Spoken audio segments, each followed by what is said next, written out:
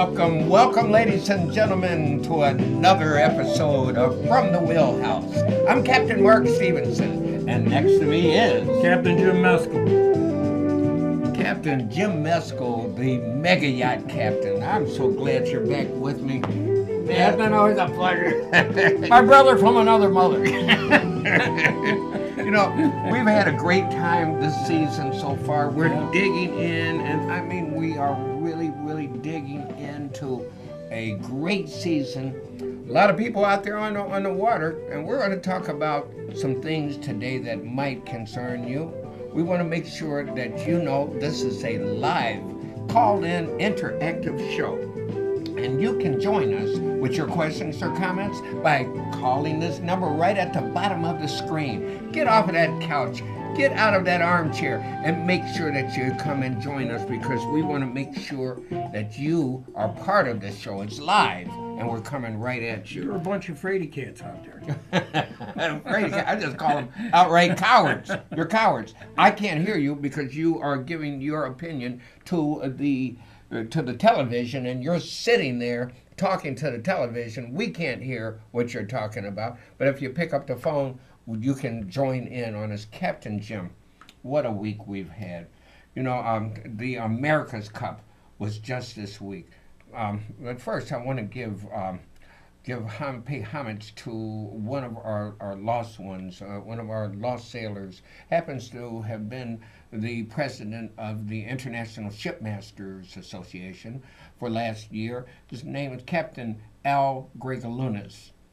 He's just recently left us, and we will miss him sorely, absolutely. And he was also a principal and instructor at the Chicago Maritime Academy, which is where I got my training. Wow. To become a captain. So he not only was a charter captain and drove all kinds of boats, but he made a whole lot of captains. Is that right? That's true. And in his younger day in college, he was a trapeze artist. He was sort of like a Burt Lancaster. Okay? Yeah. And so and then when he left college, he went in the Army. He became a commissioned officer. He was a lieutenant in the Army, and then he came out and he's just an amazing guy. You know, he from the Chesapeake Bay area. Wow. You know, avid boater, loved the water like we do. Had a lot of respect. I didn't know he was from the Chesapeake Bay area. Yes. I came up in Richmond, Virginia. The Chesapeake Bay area was my playground. Yeah. You know, one thing about Captain Al Gregalunas, past president of the International Shipmasters, one thing about him that a lot of people didn't know was just how mild of a personality he had. He was very non-confrontational, but he got the job done. And of course, his son had been injured severely in a car accident by a drunk driver and sustained all sorts of head trauma.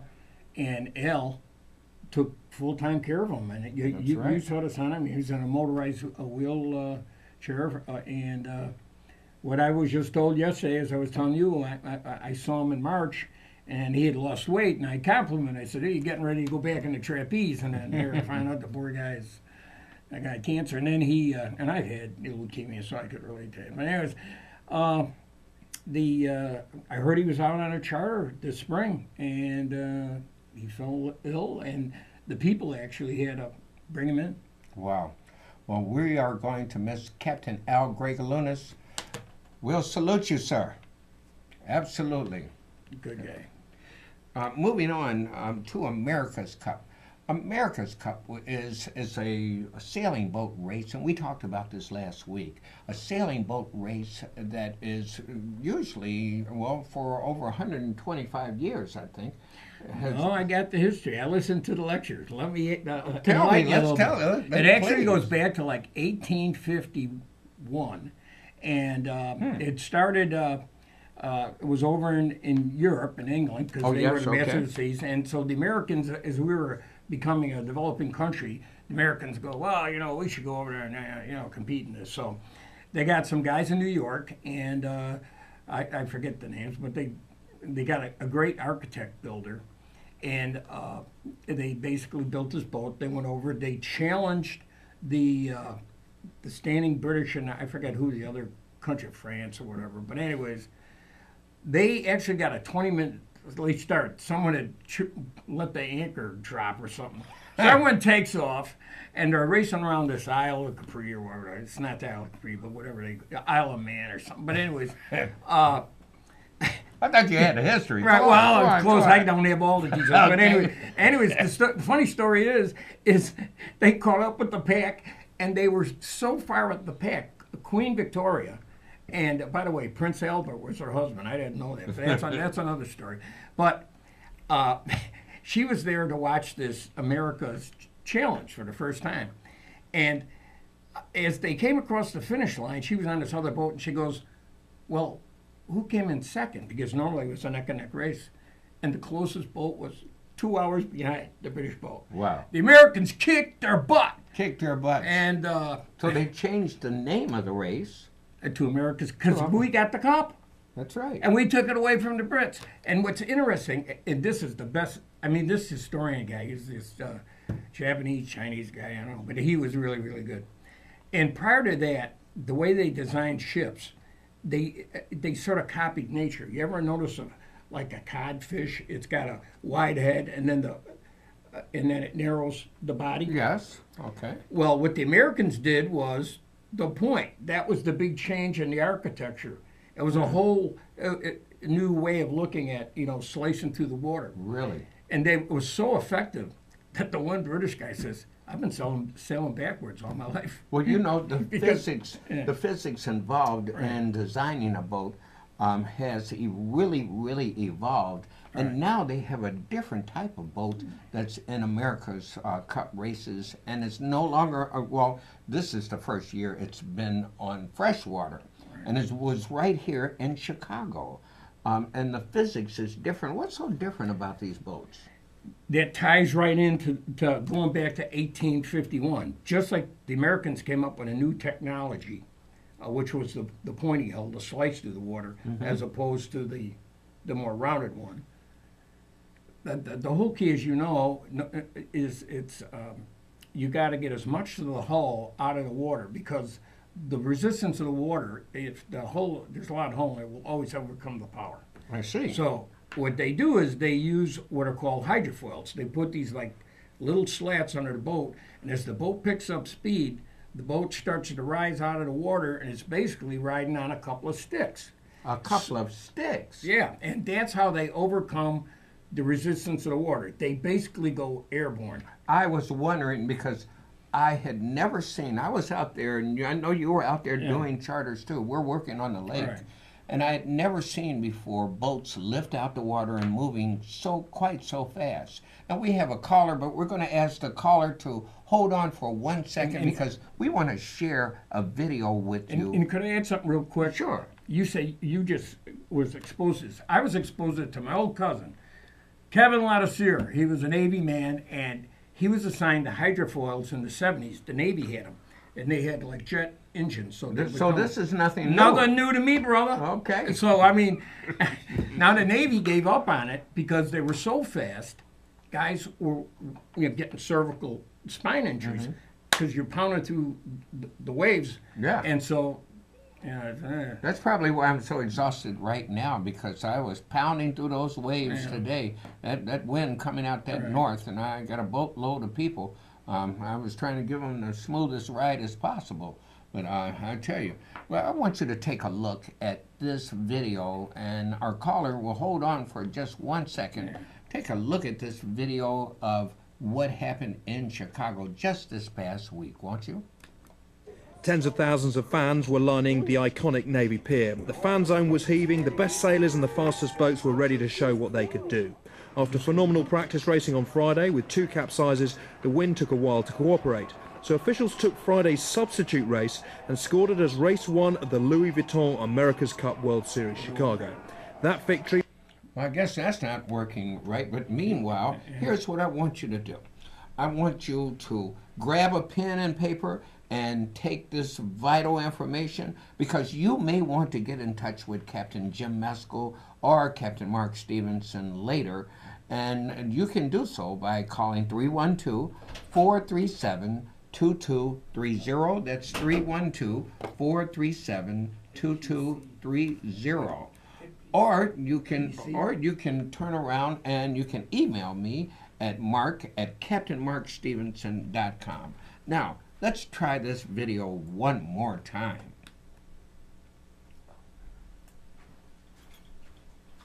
Okay, so we're still having a little bit of technical difficulty, but we'll come back to this in a second. It's always your fault anyway. No, wait You're a the minute. captain. Hey, you're the one who just screwed up. You know, speaking of that, because we've been talking behind the scenes about some insurance issues and all of those things. We want to talk about whose fault is it, and it's always the captain's fault. But first, let's take this caller in. Right. Welcome to today's show, caller. Are you with us, caller? Hey, Mark, how you doing, man? Listen, just real quick. Hello? Yes, yeah, sir. You're there. We hear you. How you been doing, man? Very good. Listen, Mark, whatever could happen will happen, man. It seems like it always does. But, Mark, let me tell you something. I'd like to commend you. I think you're a hell of a good guy, man. You know, I have talked to you over the years. Thanks for helping these kids to get out on the water. Like I say, you know, there's many kids that have never been to the lake. Again, there's many grown people who never know which way is the lake. But you're a hell of a good guy, man. It's old saying in our thing, you know, if you give, you can't give what? Keep on coming back. You're always giving. So now let's get in those rooms, man. Let's get some of those people out there. And let them see the lake. You're doing a heck of a good job, Mark. I always appreciate you. You're a straight-up guy. You, like I say, you're always doing. You don't just talk, you know. There's a lot of people who just talk and don't do nothing. But, see, you know, I think we look at the footsteps, and everywhere you walk around, you see your footsteps. So I know, Mark, you're doing a good job. So, again, man, let's get some of these people, I even will help you, that never been out there. If they can't give, we will help to give so they can get out there on the water. But it's good to see you, Mark. I appreciate you very much. You know, Jim, between you and I, we're not reaching to just young people like the caller was talking about. What we're reaching to now is a population of middle age and seniors. We want to bring out some people that are disabled. I have a dream to fill a boat with wheelchairs. I want to make sure that the disabled people are able to come out and enjoy the boat. That's what Paul Newman used to do with the veterans. That's absolutely. Remember that? Every Monday? That's right. He would take out disabled veterans. I've seen him take people out of wheelchairs by hand and sit them in seats. And we'll do it too. We'll do it too, absolutely. And the Chicago Yacht Club has, coming up, I believe it's next week, their disabled cruise, or special Very needs, good. they call it. Make sure. So if you are someone who's disabled, or you know someone who wants to take part in that, I tell you, it's sort of heartbreaking. I do it every year because, you know, whatever problems you think you're having in life, after a day, you know, with the special needs crew, and you see the people that take care of them and everything. It's a reason to be grateful. Right, grateful. And the Chicago police are out there, the firemen, because everyone's afraid if we don't drop these poor people in the war. There's a Judd Goldman Foundation that takes out people who are disabled as well out of Burnham Harbor. I saw them out today, and kudos goes out to all of the volunteer captains. And Captain Tim, I saw you out there today with a boatload of disabled people, and you had them with smiles from here to here. Kudos goes out to you. Thank you so much for all the volunteers that help out. And thank you, Jim, for the work that you do. Well, and it's also the Chicago Yacht Club, but I just support it, and a lot of the members do. And we do the special needs, and we also do what they call the sight impaired. And and that's another one. That is fun, taking out the sight impaired. I got to tell you a good story. Sure. All right. You know, we're both from the South Side. We talk about when we were younger, we probably would have been throwing rocks at each other, trying to beat the hell out of each other. I still throw rocks at you. Right. But so I had some African American ladies, and I had some white ladies, and they're all upper in age. You know, I would say over 50 years old, and they had their canes with them. So, you know me, I like to play music, so I'm just playing some music. And then finally, well, you know, the gals, I hit some James Brown. I popped that in there. And next thing you know, they had their canes going like this on the keeping the beat of the music. And the way they're going, I don't like that music. Turn it up. Said, how could you not like James Brown? Yeah, how could you not? I mean, the guy's so talented, it's unbelievable. But they got into it so much, they had their... Look, we're gonna take a look at this video now of America's Cup. Right, the height of I'm telling you something, Jim. I've been on cruises with this guy. He knows how to run a party. I'm telling you, that's a fact. Take a look at this one, though, folks.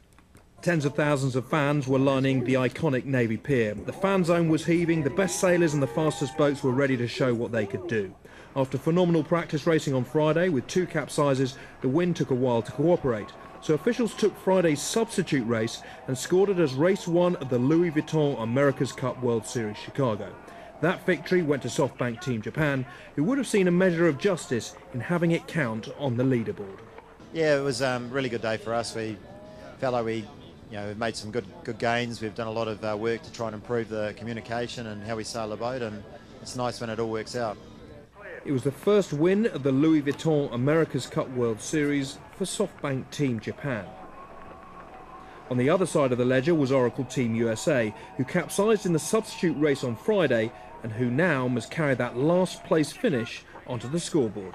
Yeah, we didn't see another boat, Artemis. We kind of caught up with Team New Zealand at the time and saw them at the last second. The only thing we could do was really avoid a big collision, which we did, but unfortunately to do that we had to capsize the boat. So, a bit of a shame, but that's what happens, and these boats are on the edge. So every now and then we saw 2 boats capsize, ourselves and Team New Zealand. Artemis Racing scored 2nd place and Groupama Team France was 3rd.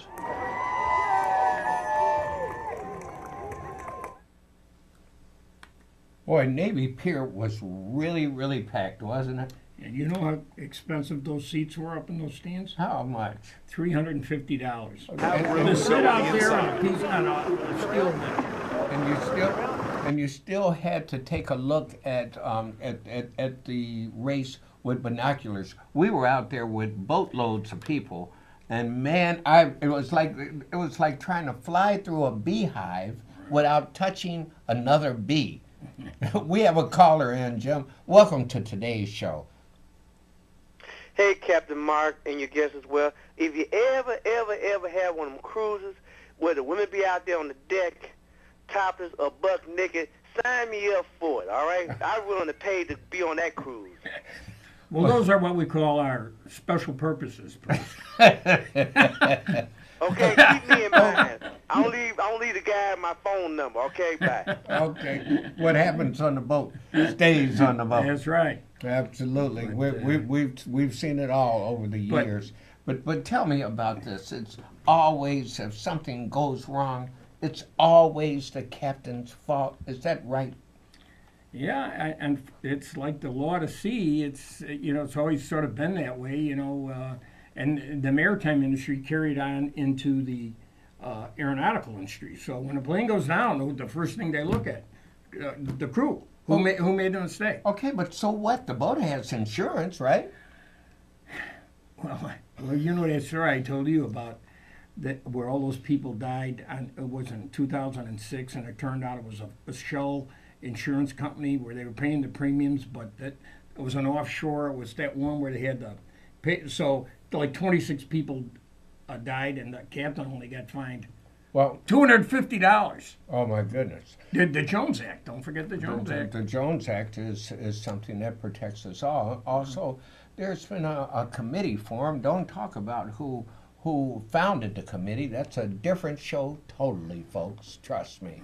But what does the Harbor Safety Committee here in Chicago actually do to make things safer? Well, I think you're better equipped to answer that because, as you know, I don't know if we should talk about this on the air, that was it more about, keeping the harbor safe, or was it more about market share control, which was our concern, because the river is a waterway for all of us. Well, all you have to do is take a look at the committee and see who's running the committee, and that speaks volumes. Either it's the people that are doing the actual work, or it's the owners of the companies that are trying to protect their share of the market. You know, that's a show for another time, though. But if you want to know more about it, go to a Chicago Harbor Safety Committee meeting yourself and judge for yourself if you can see what's going on. And the one thing I'd like to talk about a little bit about that, because this is going to be brought up, and the public should go and express their views on this, because I think it's an important one. They had a fellow who jumped off the bridge in the river. He was trying to commit suicide. Yeah. And there was a tour boat right there, and they go through chills, as you know, man overboard. They know how to get somebody out of the water. And they were trying to get this guy out of the water, and this guy's like, leave me alone. He didn't want any He help. didn't want to be saved. He's going, will you let me just die? Well, they called in the police and the fire, and they have these big, powerful boats, as you know. They come flying down the river. Now, the river is narrow, and it's got these, so they create these like 5-foot wakes, goes up, hits, and it's like an accordion, like this, you know? Yeah. Well, you know the damage it did. Just one boat to win. I mean, raise the boats up, you know, almost 5 feet, bang them into the wall. And That's why it's called a no-wake Right. zone. You can't go there. But, And but when they're trying to save somebody's life, But this guy didn't want to be saved. But in the But how are meantime, you gonna- they how are you could, they gonna- could have killed a bunch of people that were maybe going to step on a boat or getting off a boat. well, you see what I'm saying? it's hard to evaluate when you're in the moment if somebody wants to be saved. Here's something that happened to me last year. Mm-hmm. I'm going down the Chicago River, and splash right in front of the bow of my boat. I see a big splash. I thought it was a box. I look up, and people were saying, he jumped.